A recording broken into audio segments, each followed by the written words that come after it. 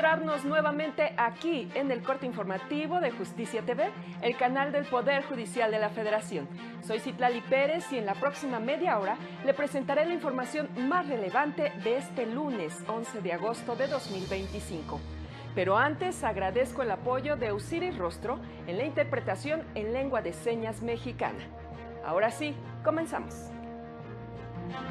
La Corte ha establecido que el derecho de acceso a la información es gratuito. El Tribunal Constitucional ha fijado criterios que protegen el derecho a la libertad de expresión. Juzgado de Distrito ordena desbloquear cuenta de adulto mayor y garantizar acceso a sus fondos. La magistrada Otálora Malasis advierte riesgos de regresión ante agresiones contra mujeres que participan en política. La Suprema Corte de Justicia determinó que no es legal el cobro de derechos por la reproducción de información pública en copias certificadas. Esto en municipios del estado de Nayarit. Esta es la sentencia. La Suprema Corte publicó la sentencia del Pleno en la acción de inconstitucionalidad 3/2023, asunto en el que invalidó artículos de las leyes de ingresos de los municipios de Guajicori y San Pedro Lagunillas, Nayarit, para el ejercicio 2023. Los artículos que declaró inválidos fueron el 34, fracción cuarta, y 30, numeral 4, que establecían el cobro de derechos por la reproducción de información pública en copias certificadas, mismas que no contaban con una base objetiva, por lo que se estimó que se determinaron de manera arbitraria. Se recordó que el ejercicio del derecho a la información es gratuito, pudiendo excepcionalmente cobrarse los materiales utilizados en la reproducción de la información, el costo de su envío o la certificación de documentos. El Pleno de la Corte recordó que la Constitución es precisa al establecer la obligación categórica de garantizar la gratuidad en el acceso a la información, de manera que no puede fijarse cobro alguno por la búsqueda que realice el sujeto obligado, pues únicamente puede ser objeto de pago las modalidades de reproducción y entrega de la información.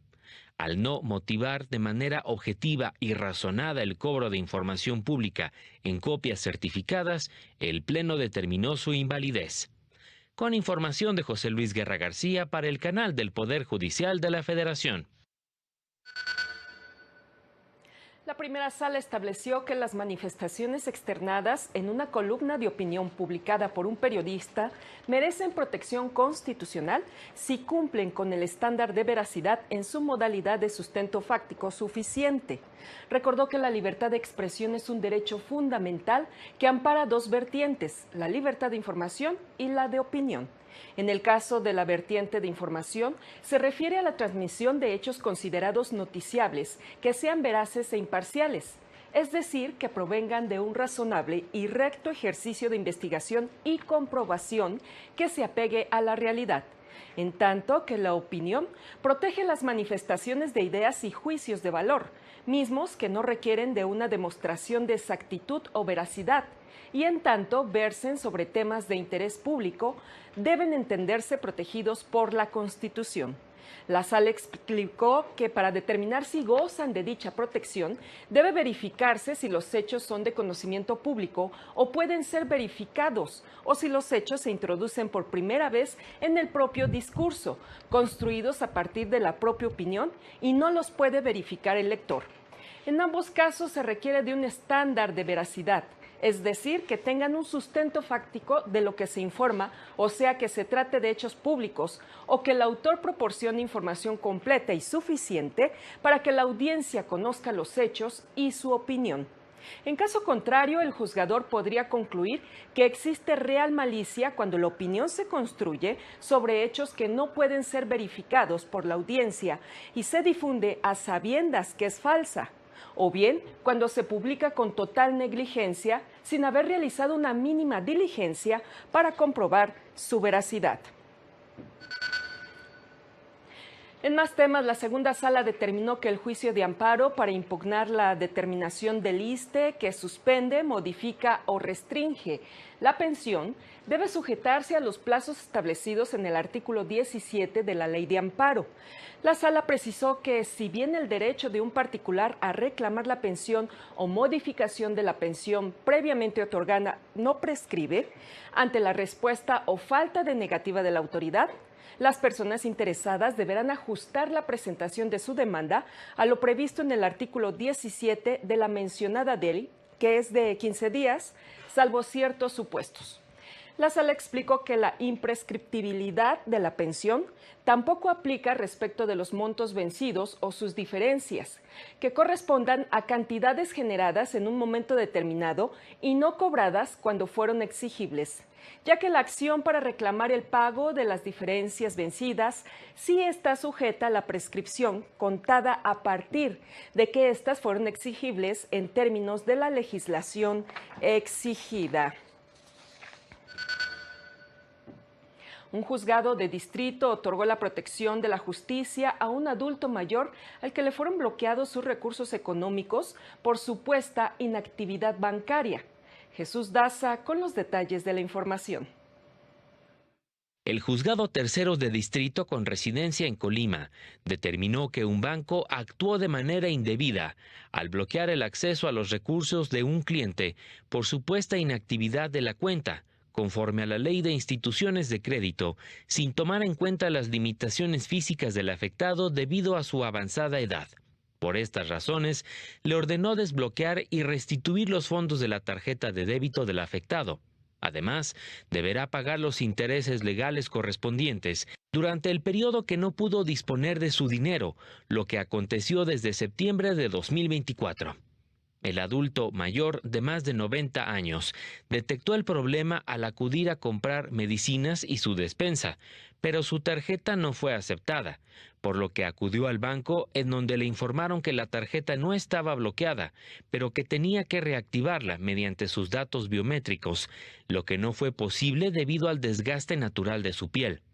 El caso se resolvió con perspectiva de adulto mayor y se constató que el banco no validó la identidad del afectado, mediante otros mecanismos que no le ocasionaran perjuicio o sufrimiento emocional. Ante ello, ordenó la reposición de la tarjeta, el desbloqueo de la cuenta para que pudiera disponer de sus recursos y el pago de interés por el tiempo que no pudo disponer de los fondos.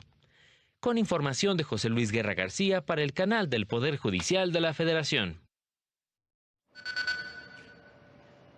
En más temas, en el marco del Día Internacional de los Pueblos Indígenas, la Defensoría Pública Federal dio a conocer que en el mundo existen 476 millones de personas indígenas en 90 países, que representan el 6% de la población mundial, sector que se encuentra entre los más desprotegidos y vulnerables, al representar el 15% de las personas más pobres del mundo y con una esperanza de vida 20 años menor.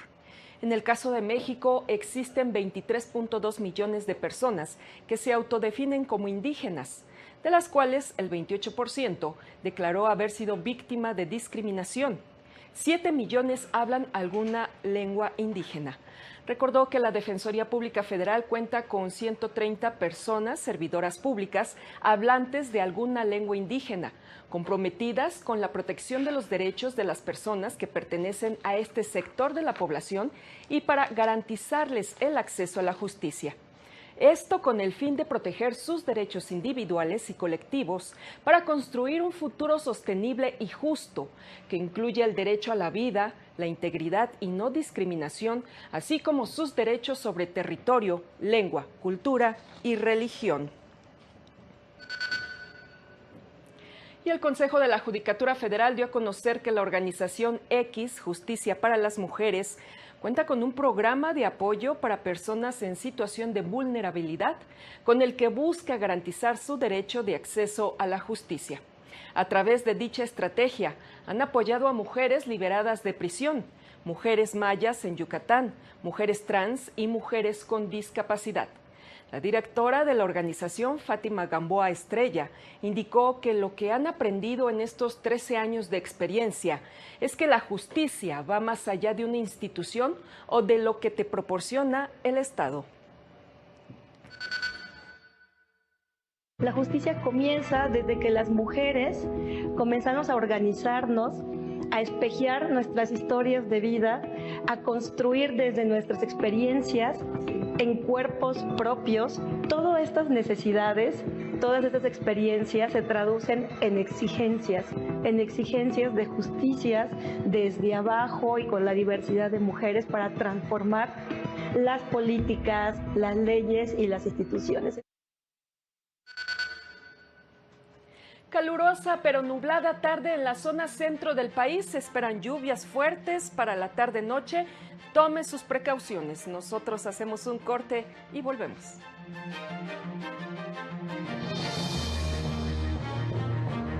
Al regresar, se lleva a cabo foro sobre el derecho a la seguridad social y las responsabilidades de cuidado.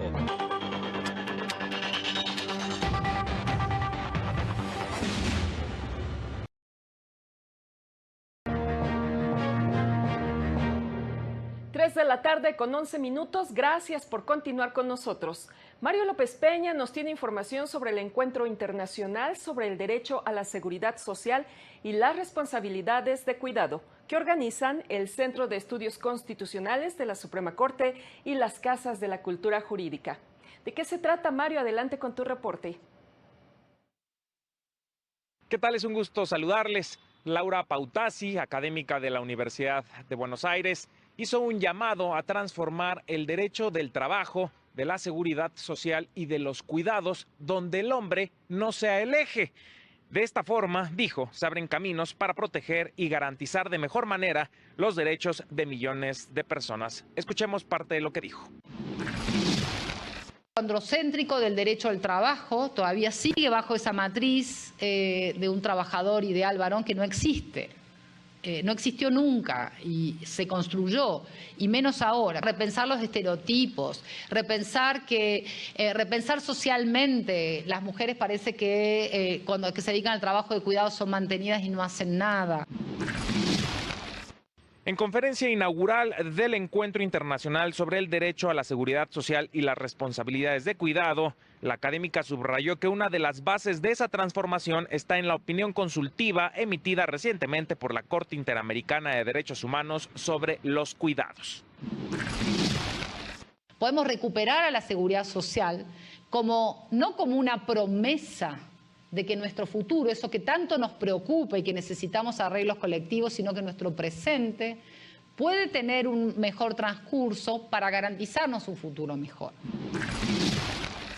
Cabe destacar que como parte de este encuentro participarán académicas y académicos de diversas partes del mundo, donde el tema central de análisis será el derecho a la seguridad social y las formas en la que la falta de remuneración de los cuidados impacta tanto en los derechos como en la economía de diversos países. Es el reporte que les tenemos.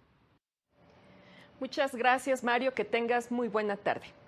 Y este fin de semana el Consejo Nacional de Pueblos Indígenas acordó a través de los 70 pueblos indígenas y el pueblo afromexicano entregar el bastón de mando a las 9 ministras y ministros de la Suprema Corte. En el acto al que asistió el ministro presidente electo de la Suprema Corte, Hugo Aguilar Ortiz, aseguró sentirse orgulloso porque los pueblos indígenas hicieron suya su candidatura, con lo que la elección la ganó el pueblo indígena y afromexicano. Indicó que el bastón de mando llega como símbolo de justicia y de autoridad a la nueva Suprema Corte. Miren ustedes, las cosas comienzan a cambiar.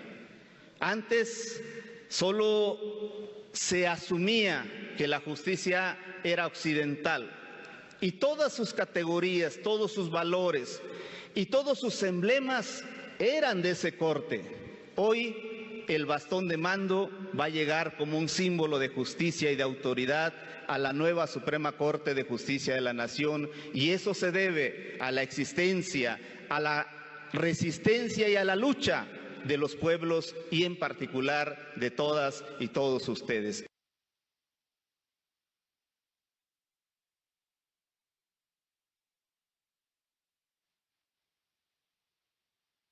La ministra de la Suprema Corte, Yasmín Esquivel Moza, dictó la conferencia magistral rumbo a un nuevo Poder Judicial, rumbo a una nueva justicia, como parte de su visita al Poder Judicial de San Luis Potosí, donde destacó la importancia de contar con una justicia que ponga en el centro a las personas. Personas juzgadoras electas en materia civil y familiar de Baja California asistieron a los juzgados en la materia de Mexicali y Tijuana para continuar con su proceso de capacitación y fortalecer su conocimiento sobre el funcionamiento de los órganos jurisdiccionales. Hasta el 7 de agosto, el Poder Judicial de Querétaro contabilizó 105 altas de deudores morosos y una baja ante el Registro Nacional de Obligaciones Alimentarias. Dichos registros se pueden solicitar ante los juzgados familiares en la entidad. 86 participantes llevaron a cabo la evaluación final del curso de capacitación y actualización para obtener el cargo de secretario auxiliar en el Poder Judicial de Zacatecas, luego del programa académico que ofreció la Escuela Estatal de Formación Judicial. La magistrada de la Sala Superior del Tribunal Electoral, Janine Otálora Malasis, advirtió que en México podríamos estar viviendo un momento de regresión democrática. Y frente a un contexto regional donde vemos retrocesos democráticos, discursos de odio y de exclusión, es vital fortalecer este tipo de iniciativas. La justicia electoral debe estar del lado de los derechos, de la dignidad humana y de la democracia como un proyecto común. La magistrada participó en la última sesión de los diálogos con la Defensoría Pública Electoral. Ahí destacó la importancia de seguir contando con un sistema de pesos y contrapesos que prevenga el abuso de poder y proteja los derechos de las poblaciones más desaventajadas. Grupos históricamente marginados siguen enfrentando serios obstáculos para una representación política efectiva. Por ejemplo, en el caso de los pueblos y comunidades indígenas, si bien se ha dado pasos importantes, se siguen enfrentando a múltiples resistencias, desde la simulación de la autoadscripción hasta el desplazamiento de liderazgos comunitarios por intereses partidistas. La magistrada hizo un llamado a no detenernos ni conformarnos con una democracia incompleta. Concluyo diciendo que la justicia electoral que queremos no es solo aquella que resuelve conflictos entre partidos o valida elecciones. Es una justicia transformadora, comprometida con la igualdad, la diversidad y el reconocimiento de la diferencia como un valor democrático. La magistrada Mónica Aralí Soto Fregoso asumió la presidencia de la Asociación de Magistradas Electorales de las Américas, organización no gubernamental cuyo propósito es promover democracias más inclusivas, representativas y equitativas en el continente. En su mensaje ante integrantes de los 49 países, la magistrada Soto Fregoso advirtió que la historia presenta hoy nuevos retos, como el aumento de la violencia política hacia las mujeres, las resistencias al avance paritario y los retrocesos democráticos. Frente a estos desafíos, este organismo necesita el compromiso activo y decidido de sus integrantes para levantar la voz cuando se vulneren los derechos de las mujeres, así como impulsar nuevas prácticas y reformas que protejan sus derechos. Asimismo, hizo un llamado a la unidad para preparar a la generación de reemplazo que ocuparán los cargos de poder para que continúe el trabajo a favor de la paridad. Añadió que la igualdad no es una aspiración ni una cuota, sino una realidad que tiene que lograrse. En más temas, la consejera electoral Rita Abel López aseguró que la participación política de las mujeres es un elemento esencial para consolidar una democracia inclusiva. Durante la clausura del Congreso Internacional de la Asociación Mexicana de Ciencias Políticas, indicó que ello podría contribuir a construir una sociedad con mayor igualdad. Por otro lado, indicó que de cara a los comicios concurrentes de 2027 es indispensable que tanto el INE como los organismos públicos electorales locales realicen un estudio integral que permita retomar las experiencias en recientes procesos, incluido el judicial. Esto con el fin de realizar propuestas operativas, normativas y presupuestales que mejoren la organización, sobre todo de la elección judicial. En este espacio se aseguró que la democracia mexicana no está muerta, aunque se reconoció que se encuentra acosada como otras democracias del mundo. Pero a final de cuentas, hoy en el país, el voto sigue decidiendo quiénes ocupan las posiciones de gobierno. Y en el Instituto Electoral de la Ciudad de México distribuyó en las 33 direcciones distritales los cuadernillos con el listado nominal de electores con fotografía que se utilizará en la consulta de presupuesto participativo del próximo domingo 17 de agosto. El listado, que se utilizará en las 2.427 mesas de opinión que se instalarán en dicha jornada, cuenta con 7.333.351 personas que podrán emitir su opinión en la consulta de presupuesto participativo 2025, en la que se podrá elegir entre más de 13,000 propuestas registradas para mejorar el entorno de sus comunidades. El 17 de agosto, las personas que aparecen en la lista nominal podrán emitir su voto en la mesa de votación que le corresponda, de las 9 de la mañana a las 5 de la tarde, sobre los proyectos específicos que se registraron para mejorar a sus comunidades. La consejera presidenta del instituto, Patricia Avendaño Durán, supervisó la entrega de los documentos al personal de las direcciones distritales. Hacemos una nueva pausa, ya volvemos.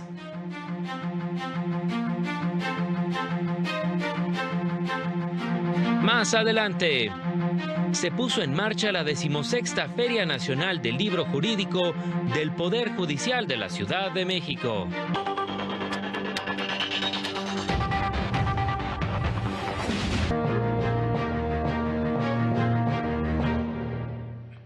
Ya estamos de regreso, gracias por continuar con nosotros. Juan Carlos González se encuentra en la Ciudad Judicial, muy cerca de aquí, en la Colonia Doctores, en la inauguración de la 16ª Feria Nacional del Libro Jurídico.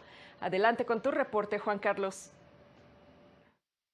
Hola, ¿qué tal? Te saludo desde la antigua sede del Poder Judicial de la Ciudad de México, ubicada aquí en la Colonia Doctores, donde este día inició la 16ª Feria Nacional del Libro Jurídico. En esta ocasión participan más de 40 editoriales que ofrecen novedades en libros y también en otros artículos relacionados con el derecho y con otras materias. Cabe mencionar que se ofrecen importantes descuentos, sobre todo a personas juzgadoras, a estudiantes y al público en general. Durante la ceremonia de inauguración se destacó la importancia del libro y de la lectura. Escuchemos. La lectura es un camino de engrandecimiento espiritual universal, no porque se acepte todo sin cuestionar, sino porque nos da la libertad de discernir, contrastar y elegir. Por eso, desde el Poder Judicial de la Ciudad de México, impulsamos con orgullo esta Feria del Libro. Porque queremos que cada persona tenga la oportunidad de acceder a través de la lectura a la mejor versión de sí misma. Que los libros no sean un lujo ni un privilegio, sino un derecho y un bien común. No basta con conocer la virtud, es necesario practicarla. No basta con leer sobre justicia, es preciso vivirla en el ejercicio cotidiano de nuestras decisiones. La Feria Nacional del Libro Jurídico estará abierta hasta el próximo 22 de agosto. Es la información que tenemos. Muchísimas gracias, Juan Carlos. Pues ahí tiene la información. Y en la Universidad Autónoma Metropolitana se analizaron los desafíos que se enfrentarán en las próximas elecciones judiciales de 2027. Rosy García nos cuenta. Al participar en un foro sobre la elección de jueces en México 2025, organizado por la UAM, académicos analizaron las implicaciones de este histórico proceso y señalaron los riesgos al no fortalecerse el sistema democrático. Estamos hablando de que Los jueces que resuelven los asuntos día a día son estos magistrados de los colegiados y son estos jueces de distrito. No quiero exagerar, pero estamos hablando más o menos como el 95% de los jueces de este país. El investigador de la UAM, Edwin Ramírez Díaz, aseguró que este modelo podría debilitar la imparcialidad y la legitimidad judicial. Ese mecanismo de designación garantizaba que las ministras o los ministros que llegaran a la Suprema Corte de Justicia fueran las personas que tuvieran la mayor currícula, el mejor perfil, que no tuvieran ningún tipo de cercanías con alguna fuerza política, que no tuvieran cercanía con el presidente de la República. Claro que no. Por su parte, la profesora de la Universidad Autónoma de la Ciudad de México mencionó que el proceso electoral enfrentó retos importantes para garantizar que la selección no se viera influenciada por intereses políticos o grupos de poder y asegurar que los candidatos contaran con el perfil profesional y ético adecuado para ejercer la función judicial. Sin embargo, a pesar de estas controversias jurisdiccionales, sí se abrieron las convocatorias de elección a las personas candidatas a estos cargos. Indicó que este nuevo modelo exige un equilibrio entre la democracia participativa y la independencia del Poder Judicial para evitar la manipulación del sistema. Para el canal del Poder Judicial de la Federación, Rosy García. Llegamos al final de este corte de noticias, agradecemos su atención y lo esperamos con el detalle de esta y más información en punto de las 20:30 horas. Cuídese mucho, hasta pronto.